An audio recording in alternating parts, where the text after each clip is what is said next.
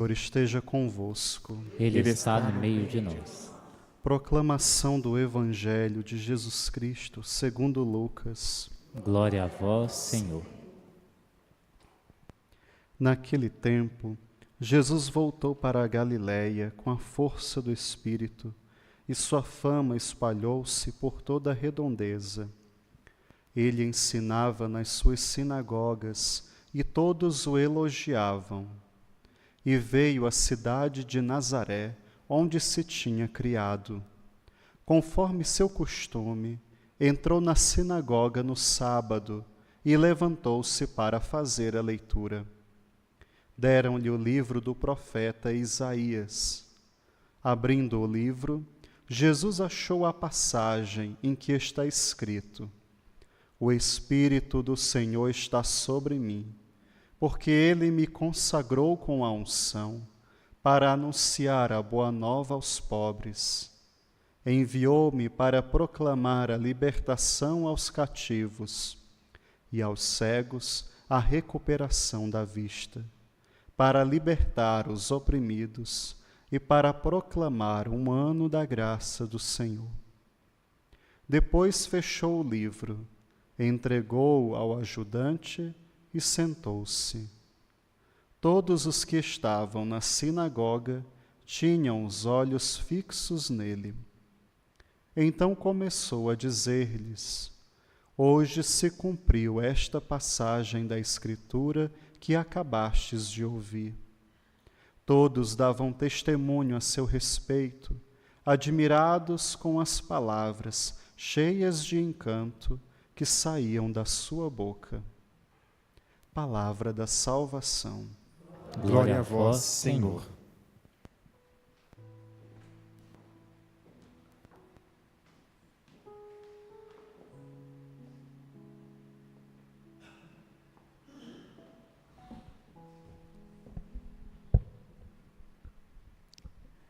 Reverendíssimo Frei Bruno, alegria da sua presença aqui no Santuário Basílica, nessa Santa Missa. Um grande amigo, nós estudamos juntos aqui em Belo Horizonte, na PUC, durante o nosso período de formação. Ele hoje é padre lá no Rio de Janeiro, ajuda lá na Basílica de Santa Terezinha, e nesse mês de janeiro está de passagem para cá, antes de sair de férias, das merecidas férias, ele veio aqui me fazer uma visita aqui na Serra da Piedade. Uma alegria imensa tê-lo aqui, repito mais uma vez. Caríssimos irmãos e irmãs, nós ainda com esse gosto da Epifania, da celebração da Epifania, daquela manifestação do Cristo, da manifestação daquele menino na manjedoura, não é? Manifestação divina, em que já Cristo, ainda sem dizer, balbuciando uma coisa aqui e ali, ele já é, de algum modo, pela atitude dos dos magos, né? Sobretudo, é revelado como um Deus, como rei. Ainda tão pequeno, sem dizer muita coisa, ele já vai dizendo tudo, né? E aqui na leitura que nós ouvimos do Evangelho, nós temos esse Jesus, esse menino, esse homem Deus, no meio dos seus, pregando, né? E providencialmente, aqui lendo essa passagem de Isaías, constantemente ele vai revelando a sua sabedoria, como sendo uma sabedoria grande, não é? Algo estupendo, algo extraordinário. Já com 12 anos ele já causava admiração por causa daquilo que ele dizia. Quando Cristo ele toma essa atitude de se mostrar sábio, acredito que isso não seja segredo para ninguém. Ele faz isso não para mostrar que ele é um bom professor. Repito, bons professores a antiguidade tinha muitos. E muitos, claro, fizeram trabalhos maravilhosos, mas nenhum deles poderia proporcionar aquilo que Cristo veio de fato trazer. Ele veio para proclamar a libertação de Israel. Professor nenhum faz isso. Professor ensina sabedoria, dá um conteúdo para os alunos e espera que o coração dos seus alunos, se eu estou falando dos bons mestres, dos bons professores, ele dá um conteúdo e espera que o coração do seu aluno seja convertido para o conteúdo que ele ensina. Cristo faz isso, mas ele faz não tendo como meta a pura apreensão de um ensinamento. Cristo ele vence para trazer a sua doutrina salvífica. Ele trouxe uma doutrina, ele ensinou um caminho, tendo em vistas o quê? A libertação do povo de Israel, a libertação de toda a humanidade. Nós todos sabemos que libertação é essa, não é uma libertação física, não é uma libertação aqui de um povo escravo. Israel já não era mais escrava, mas Israel era aqui dominada por um povo, né, pelo povo romano. Na cabeça deles, essa libertação que o Messias traria seria uma libertação política. E a libertação que o Messias traz é uma libertação muito superior a essa libertação política. Ele trouxe a libertação da alma humana. A alma humana que nesse tempo estava escrava de si mesma, escrava do mundo, estava subjugada a tudo, a todas as coisas, a qualquer vento, de qualquer coisa, estava descentralizada. A alma humana havia seduzida para fora do caminho da salvação. Deus, com toda a paciência, havia no Antigo Testamento tomado o povo de Israel pela mão, retirado ele do Egito, e esse povo, ele solta a mão de Deus, e como uma criança pirracenta, foge da presença dele. Deus, como Pai misericordioso e bondoso, ele vai atrás dessa criança para tentar trazê-la de volta. Do mesmo jeito que o homem foi seduzido para fora do caminho de Deus, para fora do caminho da salvação, vem Deus para seduzir o homem de volta. E é claro que a sedução de Deus ela é muito mais forte.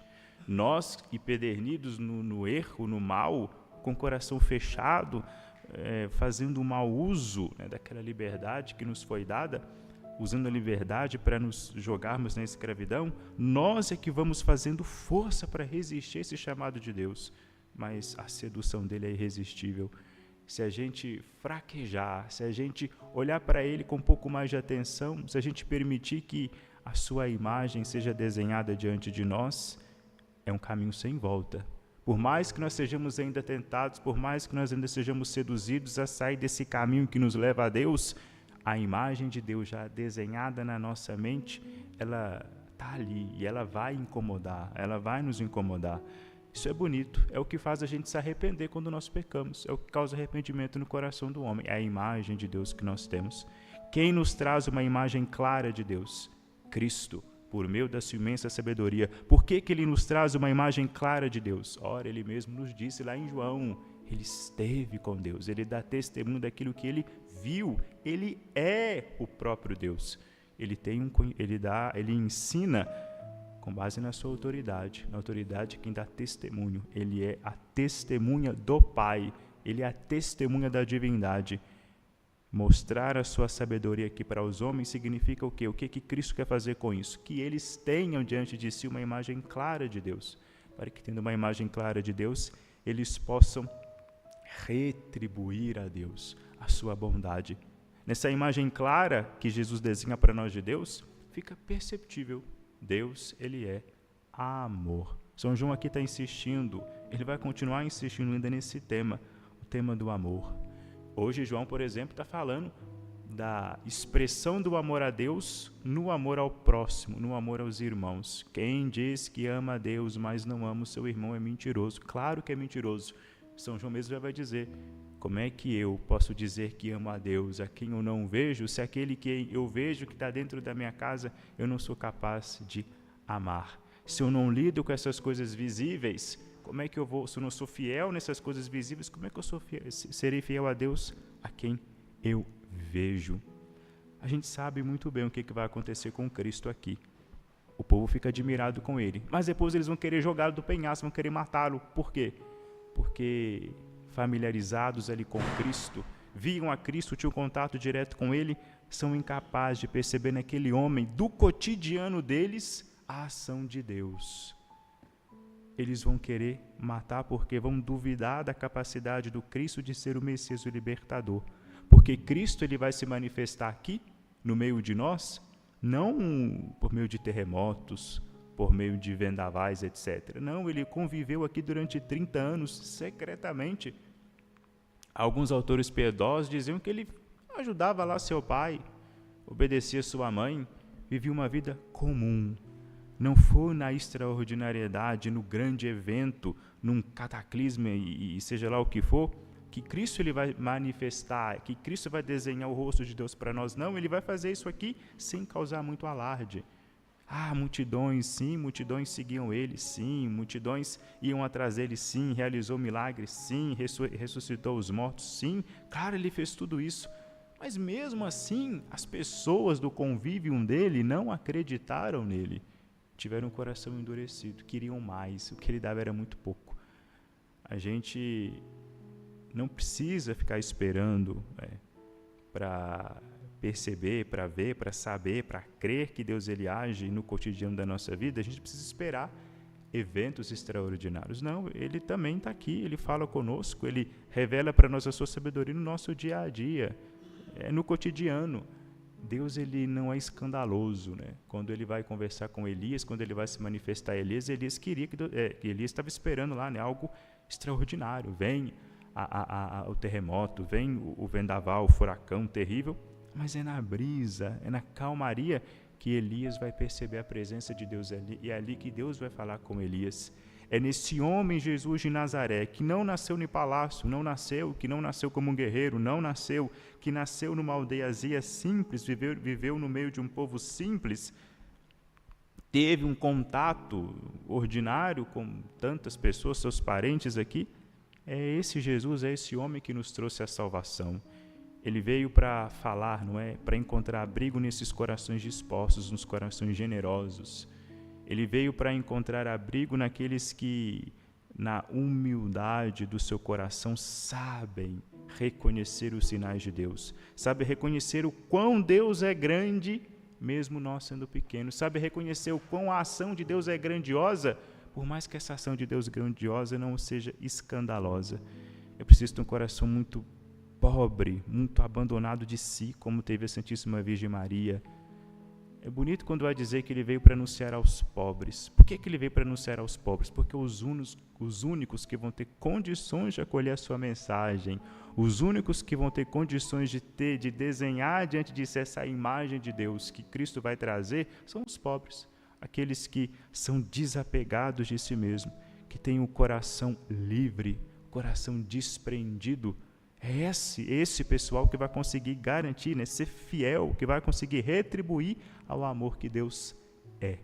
Se a pessoa tem algum bem ali, tem o seu coração preso a alguma outra coisa, ela não vai dar conta de, se ela conseguir ter diante disso a imagem de Deus que Cristo traz, ela não vai conseguir responder a essa imagem de Deus, não vai conseguir ser generosa para com ela.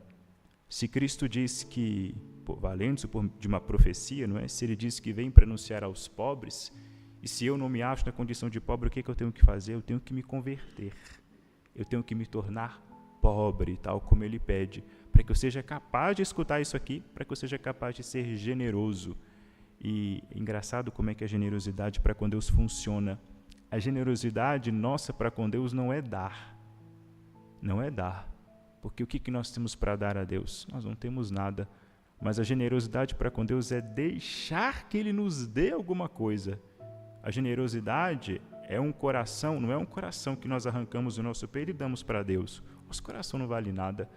Generosidade para com Deus é abrir o nosso coração, se for possível, tirar o nosso coração do peito e deixar que Deus, que nosso Senhor Jesus Cristo, transplante o dele para o nosso.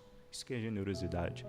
É buscar ter um amor, não um amor humano para devolver a Deus, mas ter um amor semelhante ao dele. Amai-vos uns aos outros assim como eu vos amei. Isso é um mandamento novo e radical que Cristo nos deixa. Amar uns aos outros como Ele nos amou, com o amor dele. A medida do amor é Ele. E como é que nós ganhamos esse amor? Nos empobrecendo, diminuindo a nós mesmos e permitindo que Ele cresça, abrindo mão das nossas próprias vontades, pedindo por meio da oração constante os seus conselhos, o discernimento que vem dele. Porque o amor que cura, o amor que liberta, o amor que é generoso, o amor que abraça todos, aquele amor que é forte como a morte, como diz o Cântico dos Cânticos, é um amor que vem do Cristo, é a caridade. É Ele que nos concede, é dom, é graça. E para Ele nos conceder, a gente precisa pedir, reconhecer em primeiro lugar que nós necessitamos desse coração, desse amor, e depois de ter reconhecido, pedir a esse Deus, que nós sabemos quem é, nós sabemos que nos ama, nós temos clareza, certeza, um Deus que nos quer, um Deus que anseia pela nossa presença, por mais que Ele não precise de nós. Ou seja, um Deus que é amor puro, né? Essencialmente amor. Porque somente dá, né? Ele dá de si e contenta-se com muito pouco que ele recebe de volta, contenta-se com o ser humano. Na generosidade do amor de Deus, na beleza do anúncio que Cristo nos traz, dessa libertação, dessa escolha que Ele fez de nós, mesmo sem nós merecermos, sem mérito algum, alegremos, né? Sejamos alegres por essa novidade do Cristo, por essa novidade que Ele traz, pela boa nova que Ele prega a nossos corações, e confiando nela, peçamos sempre a Deus que Ele nos ensine o caminho da humildade, que Ele nos faça diminuir, que Ele nos dê a sabedoria para abrirmos mão do nosso próprio coração, que é pequeno, que é de pedra, e no lugar buscar o coração dele, do Cristo, que é de carne, que é quente, e ser transplantado no lugar do nosso. Glória ao Pai, ao Filho e ao Espírito Santo. Como era no princípio, agora e sempre. Amém.